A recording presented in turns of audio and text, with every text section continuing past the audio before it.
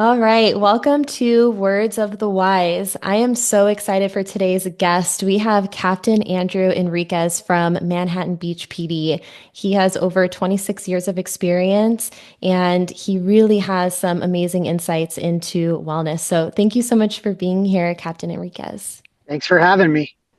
I would love to kind of, give some background. I know you've been on the job for 26 years. That's really impressive. And, now you're in a leadership role, but how did you get started in law enforcement? What drew you to this line of work? Well, if I go all the way back, when I was about 3 years old, my mom got in a car accident, and it sounds awful, but it really wasn't. Nobody was hurt, but being a little kid, I was crying naturally because that's what we do. And one of the police officers on scene took me and put me in a car and turned the lights on, and it was that moment right there that I was like, "This is what I want to do." And so, coming from a family with a lot of kids, my dad was a well known pediatric dentist and a professor at a university. And so, my path was sort of set for me. I was supposed to take Mhm. over his practice and be, do that sort of thing. And that wasn't what I chose. And so, I chose to go somewhere else and chose this profession. And it's just, I, yeah, the I will say the lights were the first thing, but then just seeing just how that this profession is so great. It's just so different in so many ways. That's what really drew me to it. I get to be outside most of the time and just interacting with people. It's just fun. And I can only imagine how challenging that would be to kind of have that expectation of what you would be already preset for you at such a young age and to choose a different path and a path of service. What about this profession, after all the lights and the excitement, and at 3 years old, I find that really impressive that you remember that. But what about law enforcement really drew you in as you got older and you finally made that decision of like, yes, I'm going to choose this path? If I reflect on it now, things that I thought were normal in a childhood or even a young adulthood, I realized were not, and it was sort of me subconsciously preparing myself for this position. I always seemed to be in a position where, you know, in high school when you're at parties and you're doing that sort of thing, I wasn't really into drinking much, and so I would work the door of the party, or I was the first in my class to have my driver's license, and so I would drive us around. Mm. And so I just sort of started out with these a lot of what I did as a profession to get paid, I was already doing in high school. And so it was for me, it was sort of an easy transition. And being at the high school I went to, everybody sort of had that predetermined path. And if it weren't for my soccer coach pulling me aside one day and saying, "Hey, you don't want to be a dentist, do you?" And I was just like, "No, man, I really don't." And so, well, what do you want to do? And I said, I want to be a cop. I really want to be a cop. It's something that always attracted me.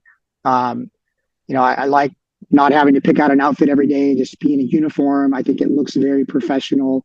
Um, I think it's, you have to have the utmost integrity and just be an honest person, but it's also, you're the person that everyone will call you when they don't know who else to call. Hmm. I think that, as cops, we are society's junk drawer. Yeah, you don't know who else to call. You call 911. They'll send the police department first. We'll assess and decide, oh, you needed the fire department, or oh, you needed public works, or you need to speak with a mental health clinician, or So I really like that, and I think that's kind of what started to draw me to it. It almost sounds to me like the job kind of chose you and you over time just loved what it stood for and that was who you wanted to be, and at a really early age it kind of chose you in a way, and I think that that's awesome. Yeah, I've been real big on always listening to my gut as a Mm. child and as an adult and as a police officer. I'm big on that. I think people should listen to their guts. I think we spend too much time talking our kids out of their gut reaction to something, forcing them to hug somebody or say thank you or say hello when they don't really want to, and they don't want to for a reason. And a lot of times Mhm. they're just listening to that gut. And so for me, a lot of my decisions in life were just paying attention to what my gut said, and I think that's, the universe will steer you the right direction and to where you're supposed to be, where you're going to be the happiest. So yeah, I do feel like the profession chose me. I just opened myself up to and allowed myself to be receptive to that. 100%. Thank you for sharing. Yeah. We know that, obviously you've been in this career a really long time, and in the context of wellness, we know that there's been so much progress over the last, I would say, decade. And I know California is really progressive, so maybe it's been a little bit longer than that for you guys. Was there ever a time earlier in your career where you didn't have resources that you wish you had, or was there anything about the career that impacted you from a physical or mental perspective? And how did you handle that on the job in a time where there weren't resources? Yeah. I mean, I think there's a trash truck that's about to go by. Of course, I sit in the park when it's trash day, but, That's okay. um, I think a lot of it is, you know, you expect some of the things with the calls, right? You expect to see people at their worst, traumatic events and, potential murders or dead bodies or things like that. You kind of expect to see that stuff. I think what I didn't expect was just the mental impact that it could have on me. And so early on in my career, I think I maybe had 2 years on. Is that trash truck really loud? No. Okay, sorry. That's okay. Um, Early on in my career, I had my first death notification I had to give. And so, when you're driving around in cars, we have these computers in our cars that pop up and it gives you the call for service. And so I'm reading the notes of the call. And it just so happened that the person who had died was someone that I knew. And I was having to go tell their parents that this person had just passed away in a car accident. It was actually a guy that I went to high school with. It was his younger brother. And he Mm, was only 16 at the time, I think. And so um, in the academy, they give you very brief death notification things. But when I talk about how the universe chose me for this profession, my mom died when I was in high school. And I had to give that death notification to my grandma and to my dad that my mom passed away. I was the last person to stay awake with her all night and talk to her before she passed. And so I feel like that was my little bit of preparation for this profession. And it was far beyond what the academy could have given me. And so I remember going to that house and sitting there at night and speaking to the parents and telling them their son had just died in a car accident, and really just sat there and didn't say anything else. Just let them be how they were going to be and react how they were going to react. And because everyone reacts differently and no way is the wrong way. It's just that's how they deal with it. And so I just sat there to be, the shoulder to cry on, the person to hug, the person they wanted to be angry with, whatever it was. I allowed them to have that moment.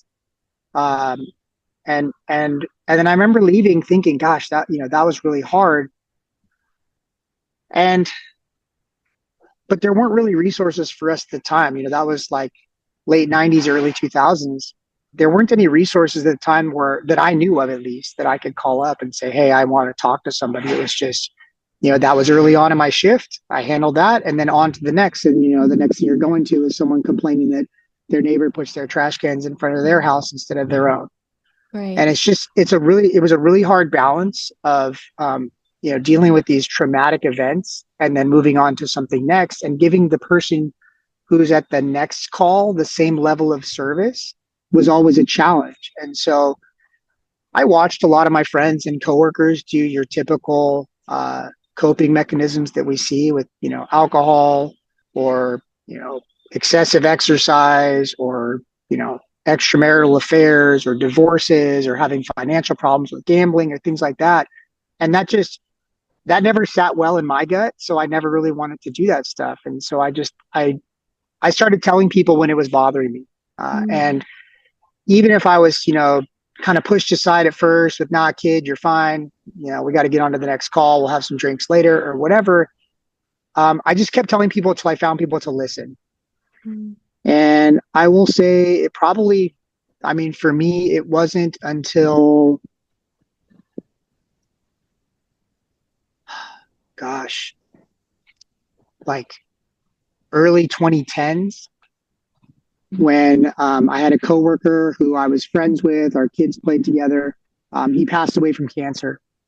And during his funeral procession, we had one of the motorcycle officers in the procession get in an accident, and he died in that accident. of this procession. And I felt a lot of guilt because I'd helped plan this procession and the route of travel. And this officer that was killed was a friend of mine also. And I talked to him at the church right before we all left in this procession. And so it was really hard. And that was the first time in my career where I really felt kind of lost and I didn't know who to Mhm. talk to or what to say to anyone. I felt like I had an entire agency that was going to be pissed at me because I just killed their coworker. And I knew deep down that it was not, I had nothing to do with it necessarily as far as like the accident. It was a terrible Mhm. accident, but you can't help but feel a little bit of guilt for it. And at the time, we had a new chief. It was, I think, her first day, and she brought in some counselors to the department. She had an entire department meeting. I remember because she kicked the city manager out of the department meeting, which I thought was pretty amazing for an at will employee to tell the boss of the city, "Hey, this is for us now. You need to leave." You Mhm. know, she let the city manager say his piece to all of us, and then she kicked him out. And to me, that meant a lot. Mhm. That she really just wanted to hear us. And after that, broke us up into groups, and I had a counselor pull me aside, and I didn't know that I'd been hand selected to go talk to a counselor. But after aside from my mom passing away, was in high school. I really hadn't talked to any counselors or any kind of mental health professional, and so with that one, it was great. I kind of got to live out all these traumas I had from my childhood and things that I had already seen up until that point in my career. And I had been on for you know probably close to a little more than 10 years. I don't know. The time, it all blurs together. When they say time goes Right. fast, like it really does. I feel like I just started and here I am near the end of my career. Um, but that sort of started for me this relationship with a mental health professional and having someone to talk to and to contact and to, you know, to turn to. And it really came into play for me in 2012. I had a coworker who was also a neighbor of mine got in a horrific crash. We were both working and we responded to a call and he did not make it to the call. And so then, we were dispatched that there was this crash involving a police officer. And, uh, and so I went to that call. I was first one on scene and sure enough, there he is. He's trapped in a car that's mangled and he's unconscious and not breathing. And, um, like most cops, you just kind of go into the mode of here's what's got to be done now in the moment, and we did all that stuff. We got him out of the car. He's fine to this day, and he and I actually will go speak to people about his accident because he doesn't remember it. Mhm. So I will talk about the accident, but he will talk about the recovery. He remembers some of the recovery, but it's just I believe in sharing. This job for a long time was about holding things tight and don't be vulnerable and don't expose yourself to the weakness because that's when someone's going to take advantage. And um, I disagree. And Mhm. so for me, having these moments with a, a mental health professional that I feel I can turn to uh, is really huge. And to have the support of a chief and a city administration that allows me to call this person and the city picks up the tab for it is pretty amazing. I didn't know about employee assistance programs or any of that stuff because it just wasn't something you talked about to the cops when I started. That was just a sign of weakness and not something you did. Yeah, 100%. And it's interesting because I've had a few conversations with other leaders like yourself who have shared similar stories of like talking and how powerful it is to communicate how you're feeling and to create that culture of wellness within an organization to say it's okay to talk about these things. It's okay to share. It's okay, even if that's not with a peer, maybe it's with someone, like a part of your EAP system or peer support or something like that. And so I think that that's a common thread, but I also think that it's still so challenging, and you can tell me how you feel about this. There's still, even though I know California is very progressive, there's still like this stigma around it and this locker room talk of like, oh, I don't do that or I don't need that. But then behind closed doors, they still are. And so, what is your opinion from an organizational perspective on how you can create that culture where it's okay to talk to people? Is it really just leading by example and sharing your story? Is it, creating a peer support team or post-critical incident? Are you talking about like how do you create that within your organization to where people feel like it is okay to talk about things? Yeah, I mean it's a challenge because you're changing a culture in within an organization, and I think it always it starts at the top, but it has to be like an authentic vulnerability, Right. right? If you're going to be vulnerable and nobody believes you, it doesn't really matter. I could be the leader of an organization and say what I think and what I believe, but if my people within that organization don't believe me because I'm not being authentic about it, or I'm just using talking points, or just trying to, you know, talk the talk to get more votes, or more support from council or whatever, then um, we're cops. We see through that, right? We're Right. supposed to determine when somebody's not being honest with us, and question it. And so you have to make it a place where people feel safe doing that, but they believe that you're genuinely interested in their well-being, Hmm. however that may be. Because for some people, it might be seeking out help from a mental health professional. In my organization, yes, we have peer support, but you have to be mindful of that peer support. Is it comprised of people that other people within your organization actually want to talk to, Hmm. or are they the people that just wanted to hear everyone's gossip? Oh, And yeah. so it can get very sticky with that. Also in my organization, we do wellness retreats where we'll pay for people to go. They can use their time to, their paid time to go off to these couple-day wellness retreats. It's very helpful. Uh, we pay for people to do jujitsu, Hmm.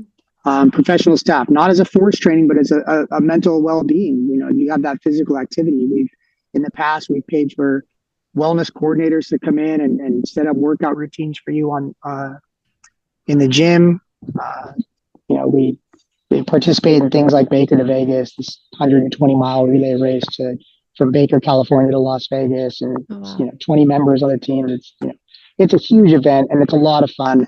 But you run for 17 to whatever hours, and it's not. I mean, not you as one person, but split up over 20 legs. It's a lot of those things you just have to do. Um, but also, I think it's key is you have to have frontline supervisors and informal leaders that recognize when somebody's behavior is out of the ordinary. Mm. It's very easy as a leader to say, "Oh, you used too much force there, or you drove too fast in this pursuit, or you crashed this car." But you really have to expand on that and think about why, if this behavior of this employee is suddenly abnormal, what's causing that abnormal behavior that just seems completely out of character. Um, we spend so much time and money to get people hired and through an academy and through a field training program and off of probation and on the street by themselves. But then we're so quick to just throw that all away because we don't want to invest the mental effort in understanding why someone did something they did. And I give you a small example of that is I had when I was in charge of the field training program, I had a trainee that was just he wasn't even there long enough for us to recognize what was normal or abnormal. But just in knowing people, which is what most cops do, is we just recognize behavior in people. There was a particular day that he was just acting abnormally. And so I pulled him in the office and I said, what's going on? You seem off today. Why are you not here mentally? Because if you're not here mentally, I need to send you home. Like we need you here. And he went on to the story to tell me, yeah, oh, I'm going through some struggles with my wife and she's doing this or that and threatened to leave me and whatever. And I said, okay, fine, then just go home for today. And we're not taking away from his training program, but he's no good to us that day if he's not mentally there. That's when someone's going to get hurt. That's when someone's going to do something that they wouldn't normally do that's going to cost the department or the city a lot of money in a lawsuit. That's when you get on national news. And so you have to recognize when people do something out of the ordinary and be willing to give them a place to tell you what's happening and sort of be, proactive in that approach. And I think we do a pretty good job right now of uh, recognizing that in the organization. Yeah, and I love that. And I think that, the one thing that popped into my head, because you talked about how much time and effort and obviously from a financial perspective too, of of hiring and getting, new officers on board. And, obviously a lot of agencies right now are struggling with hiring and retention. And the one thing that popped up in my head when you were talking about that is looking at the people who are there and how can you support them so that they can stay on the job, and so often I think, I mean, I'm guilty of this too, or you kind of get wrapped up into your own thing and you're not really looking around that much because you're just head down in the grind of things. And so I think that, for a lot of other leaders who are listening to this, it's an important message to say like, hey, like, make sure that you're looking around and that you're paying attention and that you're supporting the people who are there because they're just as important to keep on the job and to be able to support their wellness over time. And I think the other thing that I thought of is, and I always say this, I don't know if I've talked to you about this before in the past offline, but when it comes to wellness, I used to call it the charcuterie board. So there's like lots of different Yeah. options, but then someone told me in law enforcement that that's too hard to say. So they said say the buffet instead, and All right. it sounds like that's what you guys have. You have a buffet of different options, jujitsu and EAP and peer support. Can you give some more insight into other resources that you have from a physical and mental perspective and the things that you offer and maybe some of the things that you found the most success with? Because I know there are a lot of people who, are in the infancy stage of creating a wellness program that supports their people, and a lot of people don't really know where to start or what to do. So if you could give some insight into things that have been successful for you, I think that would be really helpful. Yeah. I mean, I think as far as where to start, anywhere Yeah. is probably the best answer for me. Because it's just going to take a couple of people to buy off on something and to think it's exciting, and then that excitement's going to go. You talked a little bit about recruitment and retention, and I think it's huge. And everybody, that's like a buzzword, right? Everybody will Mm, tell you, "Oh, I have a recruitment and retention issue," and that's the biggest thing facing modern day law enforcement. But really, you have a bunch of employees that have changed the way that they communicate, the way that they handle pressure, the way that they value their time off. And if we're not willing to change and adapt as an organization, as a culture, then that's never going to get fixed. And so you're right, recognizing those people that are here. Unfortunately for us, we had a line of duty death last year. It was awful. Once again, a horrific accident. You know, couldn't have been prevented.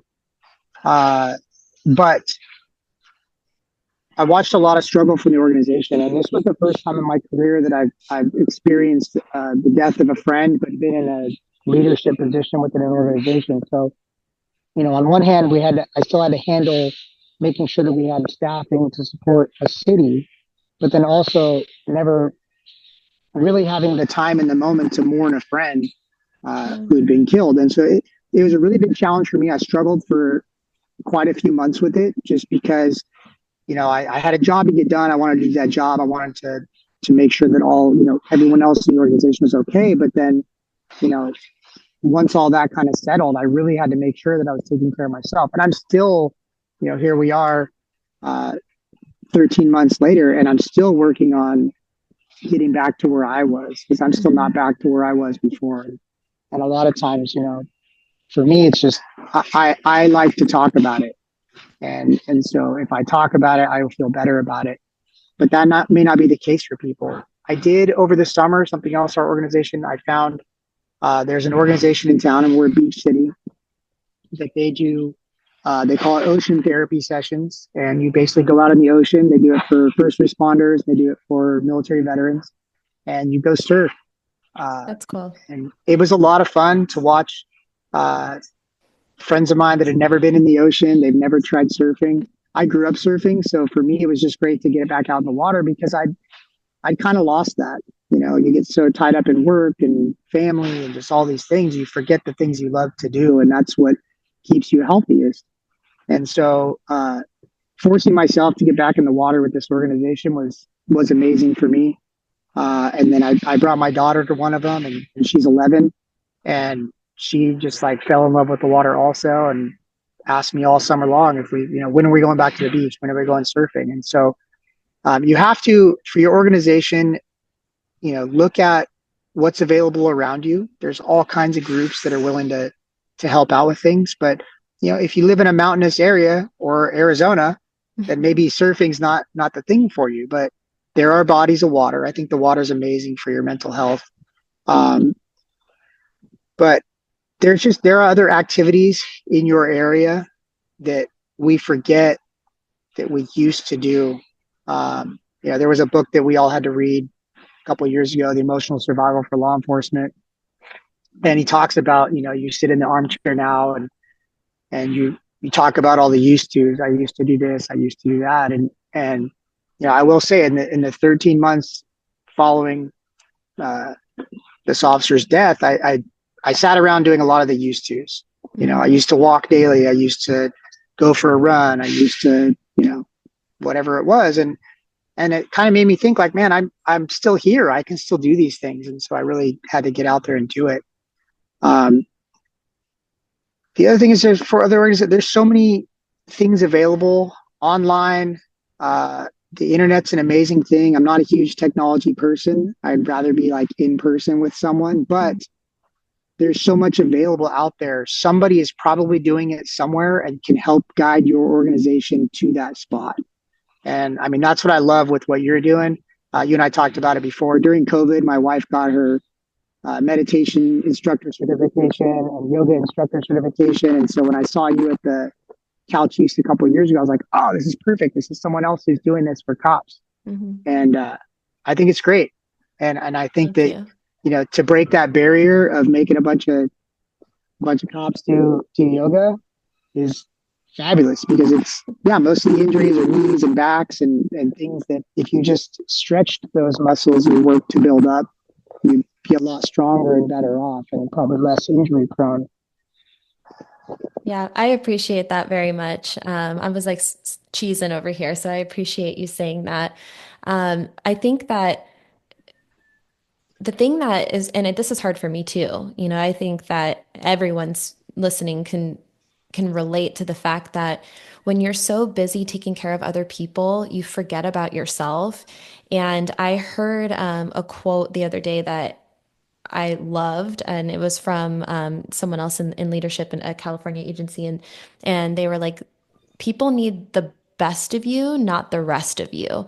And when you're so focused on everyone else and you take the back seat, there's no way that you can be the best version of yourself. And I think that's so it's easier to say than to Oh do. yeah. But I do love that of like, hey, make sure that you're doing the things that fulfill you and fill you up so that you can be the best version of yourself, not just for your career, but for your family Yeah. as well. And that's another thing I would love to kind of talk to you about because I know you mentioned your daughter and kind of involving her in that wellness resource that you guys did. How have you found, because one of the conversations that we have all the time is how challenging it is to go from work life to home life and home life to work life. And I would love to hear from you, if you have any strategies or anything that's helped you over the years to, have that down regulation where you can shift gears, on either end and how you can prioritize your life outside of the career. Yeah. It's a challenge and it's hard. It's one of those things you don't think about when you get hired. Mm, Um, so I think anyone coming into the job with children, it's something to think about. But a lot of for me, it just goes back to being open about stuff and sort of communicating. So I have three kids. My oldest is 19, and then I have a 15-year-old and an 11-year-old. And so uh, I've watched how my profession has affected each of them differently mm, and at different times. Um, I remember when my oldest was in second grade was when the whole Christopher Dorner thing was happening, and he was a former police officer that was going around Los Angeles and San Bernardino and Riverside counties, basically shooting people. He killed a couple of police officers, and my daughter went to school one day, and an adult at the school, said, "Are you scared for your dad because there's a guy out killing police officers right now?" Now, why you would say that to a second grader, I don't know, mm, but it just got me thinking. It's our kids. are affected by this job also, and we need to make sure, which is why our EAP is offered to our employees, but also their families. And so my kids have taken advantage of that when they need it. Um, but also just having periodic check-ins and open conversations. Most parents don't have to tell their kids, "Hey, don't tell anyone what I do for a living." Hey, Right. if we're at a restaurant or we're out in public and I say we have to leave, we have to leave. Don't ask me questions because you think something bad is happening or somebody recognizes you from the job. And so, um, I've watched how it's affected my kids. COVID was another one when you had all the civil unrest going on. Social media was horrible with my oldest. She was getting a lot of comments on social media about, well, your dad's a police officer, so you must be racist also. Mm, And at the time, she was like 15 years old. So that's not it's what any tough. 15-year-old needs in high school when everything's shut down and all you have is a screen to get to school with. And your dad goes to work while everyone else is at home. Right. Um, I remember the day that each of them realized what I actually did for a living, and the coolness of it went away, and then the fear of like something could actually happen to me was there. But just being sort of open with them about it, uh, recognizing that for the bulk of my career I worked graveyard. I loved working at night. I'm a nighttime person. It wasn't until I became an administrative lieutenant and then promoted to captain that I started working day shift during the week. And that's been a really big challenge for me because I enjoyed working at night so much because I would get off work when everyone else is asleep. So whatever emotional dump I had coming home from work, I got to go to sleep to and then wake up refreshed with my kids and my wife. Mm, Whereas now I get home and everyone's awake and everyone wants to interact with me. And sometimes I just need that, hey guys, I need 30 minutes to go for a walk. Or sometimes I won't go home right away because I just need that like 30 minutes to myself to just emotionally dump so that when I get home, I can be there. And I can tell the difference. My wife can certainly tell the difference when I come home and I haven't had that detox period because she'll tell me, go for a walk, you need to go for a run, um, go jump in the pool, like just mhm. whatever it Do is. But something. yeah, do something. Don't come home like this because it's not fair to them. They didn't apply for this job. Uh, you know, this was just sort of put on them.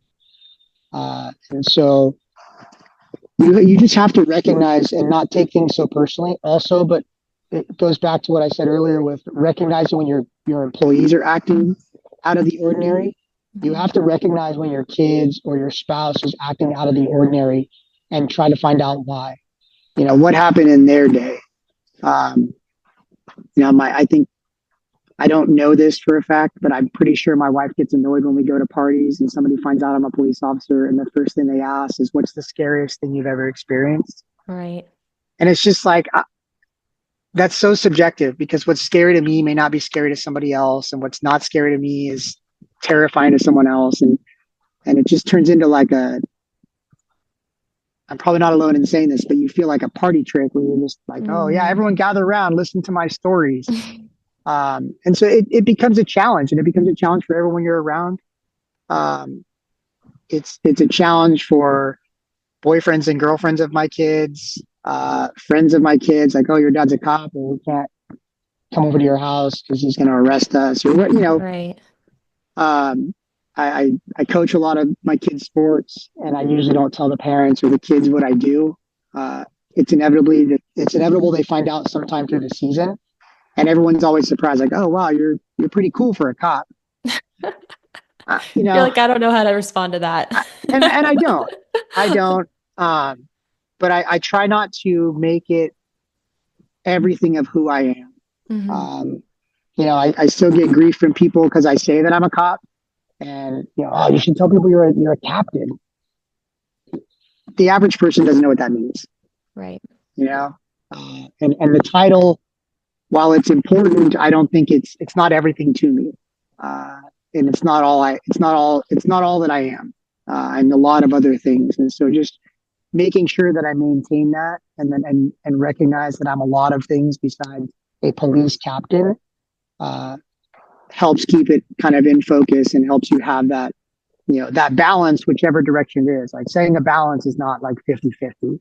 Right. But it's just like sometimes it's 80% work and 20% home, and sometimes it's 90% home and 10% work. But having employees and coworkers and family members that recognize that sometimes it's all going to be different based on what's going on uh, is huge. And the only way to get that understanding is to be open about it and vulnerable with people and authentic and honest.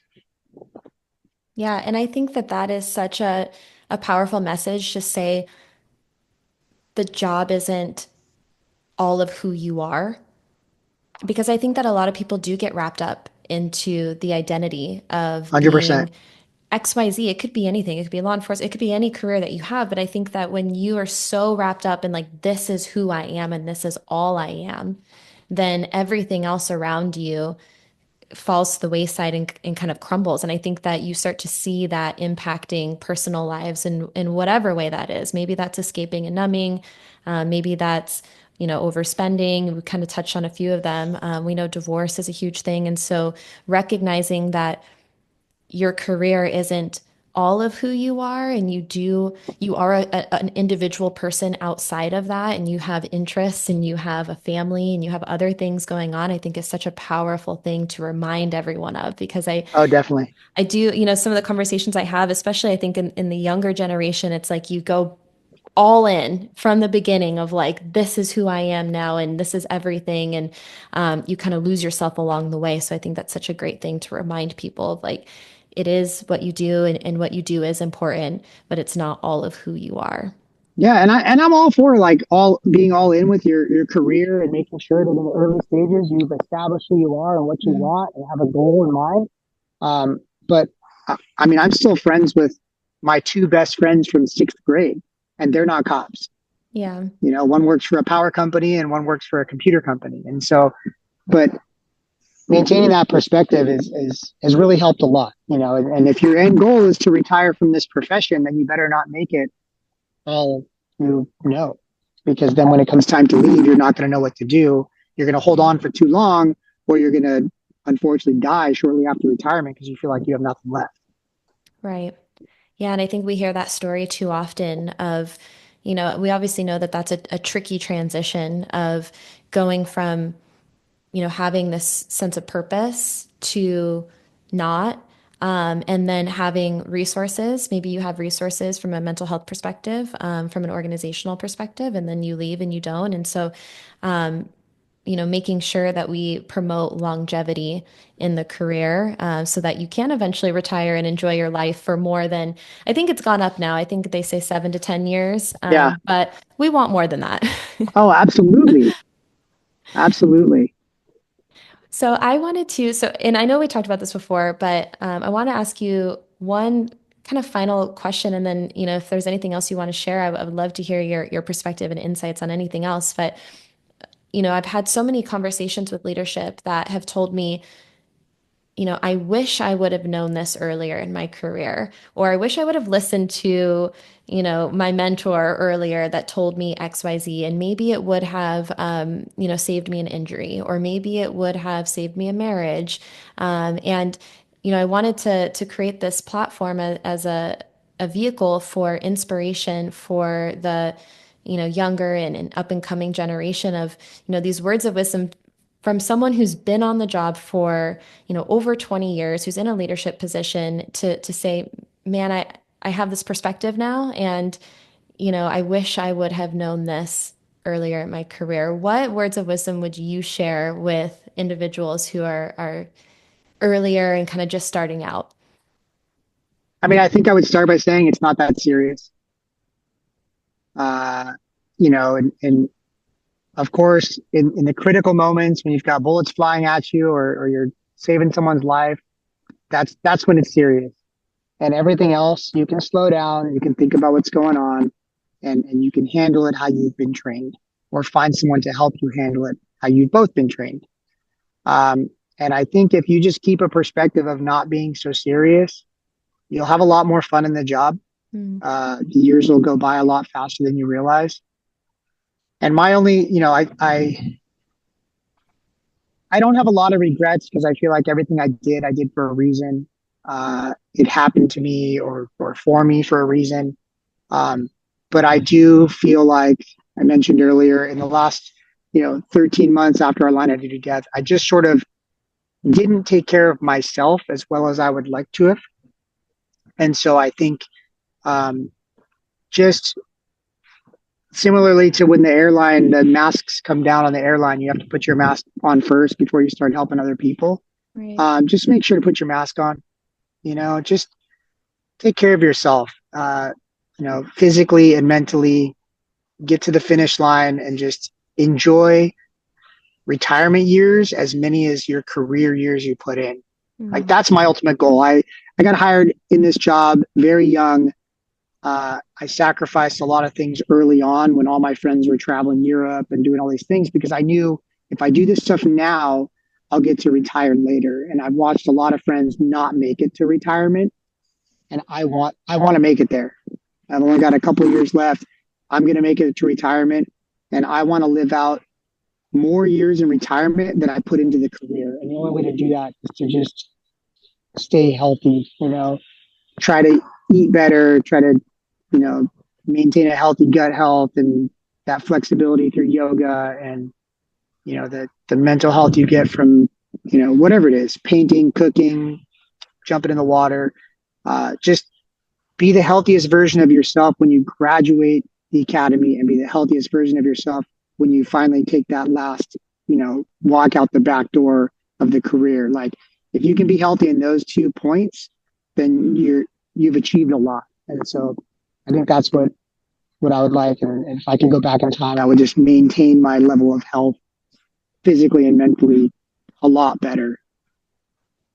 Thank you. I really Yeah. appreciate that. I love everything that you said, and I'm shaking my head yes. And I think, we can all take that feedback and kind of look at ourselves. And, I'm sitting here saying the same thing. I'm like, yeah, I could slow down and have a little bit more fun and focus on my wellness. And I really appreciate your time. Was there anything else that you wanted to share? Any final words?